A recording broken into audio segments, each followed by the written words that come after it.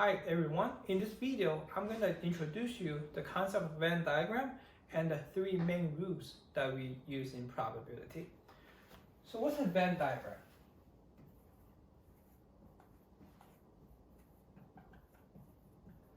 Venn diagram is a diagram that shows you the sample space and the events that you're interested in.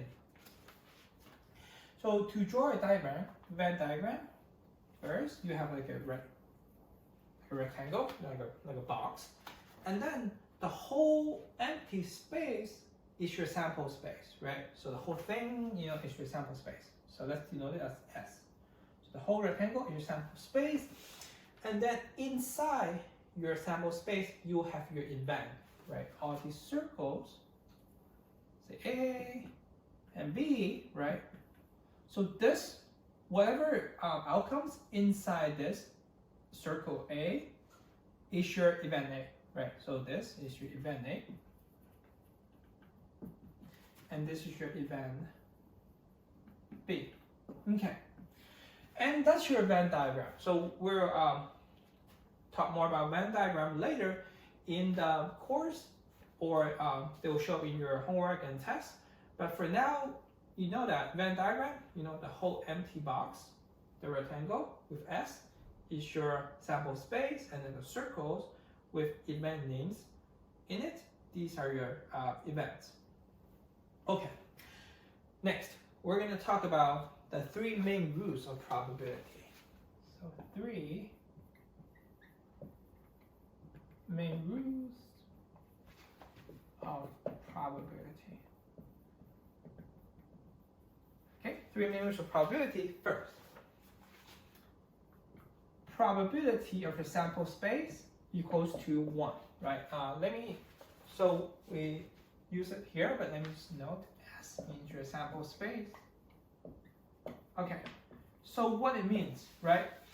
So the probability of sample space equals to 1, that means at least one of the outcomes of your sample space will happen, right? So if you do an experiment, if you say toss a coin, at least something will happen. At least something will happen. So it's always that you will get something happening.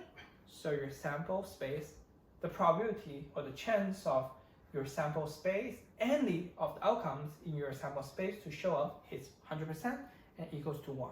Okay. Next,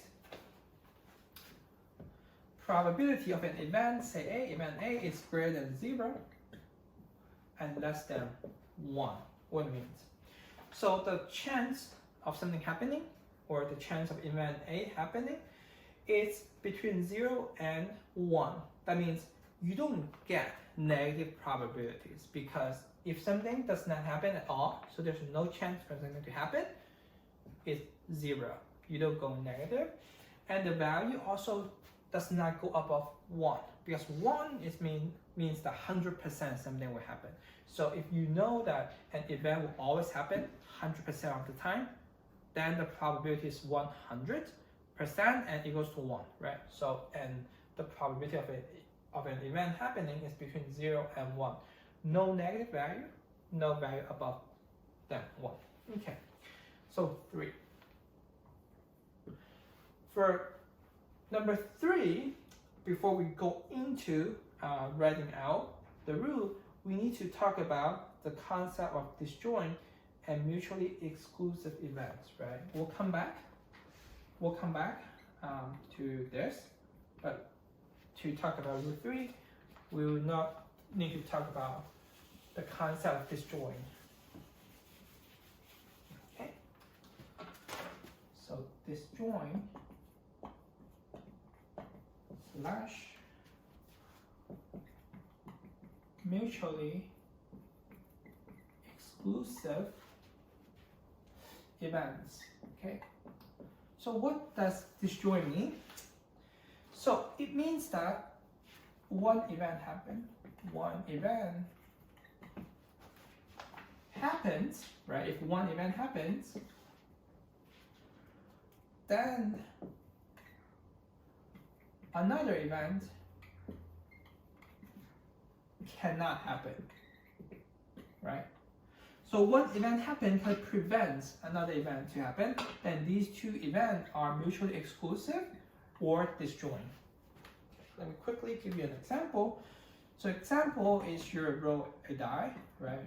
You're gonna roll a die, and then say event A is the die shows up to be an even number. So die shows even number. And event B is the die shows odd number. Okay, right? So these two are mutually exclusive events or disjoint events, right? If you get a 2, then you cannot, the 2 is an even number, then you cannot get an odd number. So if this happens, this cannot happen. This happens, this can happen. So they're disjoint. Okay, cool. Next, we need to talk about the concept of union.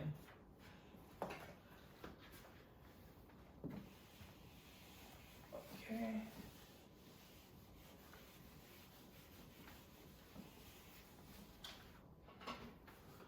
Okay, union.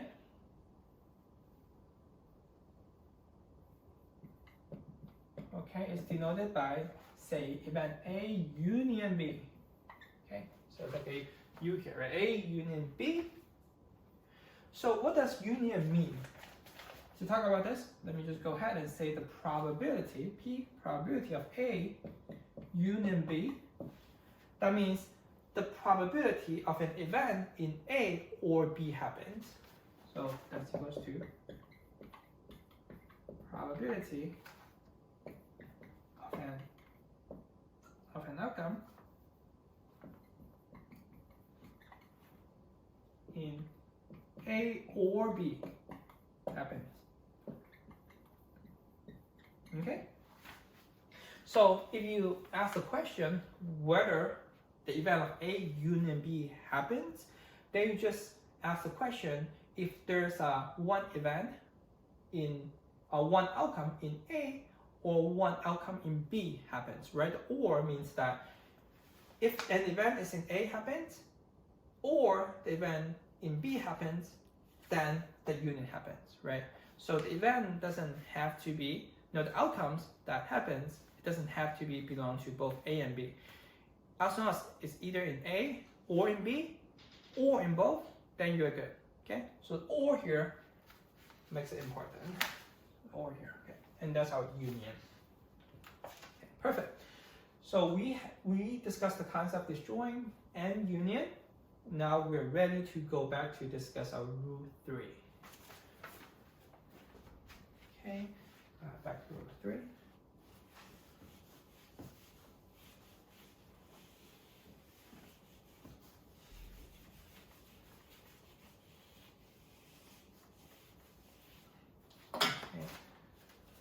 So we're going back to rule 3. So rule 3 says that if event A and B are disjoint, right? If the two events we're considering are disjoint, then the formula to calculate probability A union B equals to probability A plus probability of B. Okay, we'll talk a lot more about this formula later, but in this video, I'm going to say all the future rules or all the future formulas that we develop are based on rule 1, rule 2, and rule 3. Okay, so future rules will be based on these 3 rules, okay, that we discussed. Okay, well, before we finish this video, let me do a quick example to show you how you will be able to use this formula here.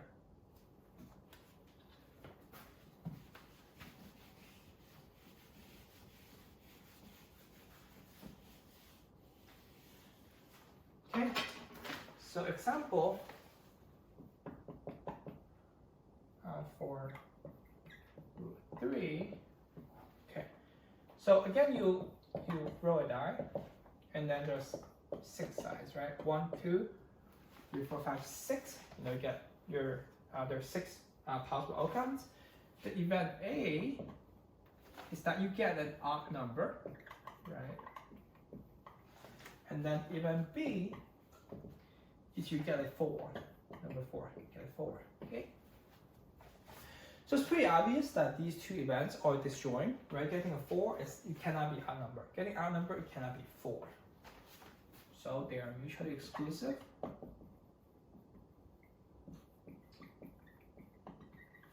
Okay, so now let's see, we are going to use this formula, but before that, the question that we want to ask is what is the probability of A union B, right? And because these two events are mutually exclusive or disjoint, we are able to just use this formula here. Let's use the probability of A plus probability of B. Okay. So what is the probability of A? So there are 6 possible outcomes. 1, 2, 3, 4, 5, 6. And 1, 3, 5 are odd numbers.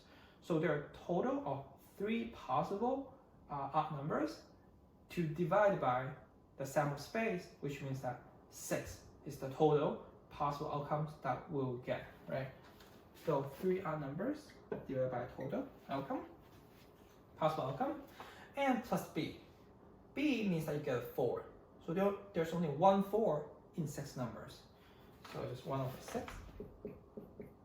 That gives you 4 over 6, and that's equal to 2/3, right? So the probability of A union B, where A is the event that you get an odd number, and B is the event that you get a 4, is 2/3, right? That's a probability here.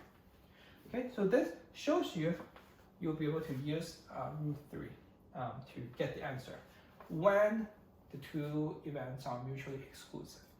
Okay, so this video concludes the concept of Venn diagram and the 3 main rules of probability. I'll see you in the next video. Thank you for watching.